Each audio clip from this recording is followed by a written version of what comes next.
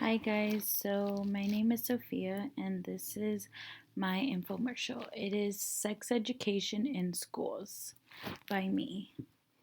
The first topic that we're going to talk about today is the definition of what sex education is. Sex education is the instruction of issues relating to human sexuality, including emotional relations and responsibilities, human sexual anatomy, sexual activity, sexual reproduction, age of consent, reproductive health, reproductive rights, safe sex, birth control, and sexual abstinence.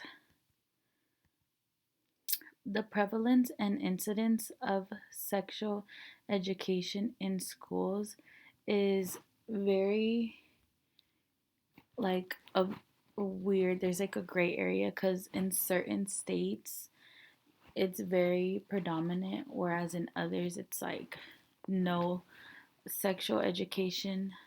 And among teens who reported receiving formal sex education from a school, church, community center, or some other place, the majority first received instruction on how to say no to sex, STDs, or how to prevent HIV/AIDS while in middle school.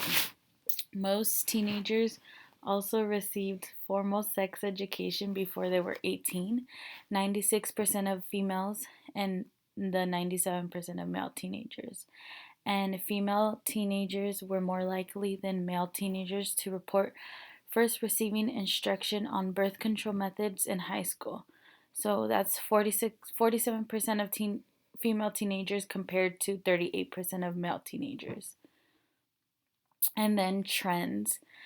Even though the United States falls behind other industrialized nations in preventing teen pregnancies or teen births, teen pregnancy rates hit an all time low in 2016, which is a decade long trend that has been attributed by many studies to increase education about contraceptions in public schools.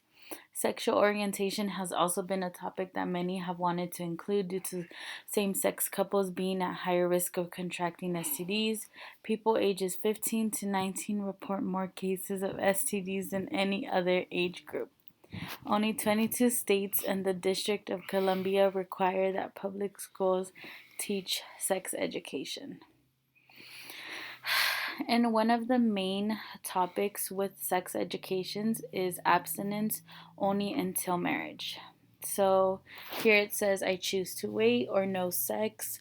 The Title V or Title V abstinence only program, which passed in 1996 as part of welfare reform, is the only federal funding system left dedicated to abstinence only until marriage programs. Every state but California has received its funds, which can be allocated to public and private schools, as well as community and religious organizations providing sex education. Those receiving the funds must adhere to a strict narrative when teaching sex ed, such as sex outside of marriage will damage your physical and mental health. Abstinence is the only way to avoid getting pregnant or contracting an STD, and the importance of being self sufficient is paramount before having sex in marriage. And then what works best, or like prevention methods are using strategies that are relevant and engaging for all students, addressing the health needs of all students, including the needs of lesbian, gay, bisexual, transgender, and questioning youth, connecting students to sexual health and other health services at school and in the community, engaging parents, families, and community partners in school programs. And for more education, the first website is a worldwide website, which is the 2020 Advocates for Youth.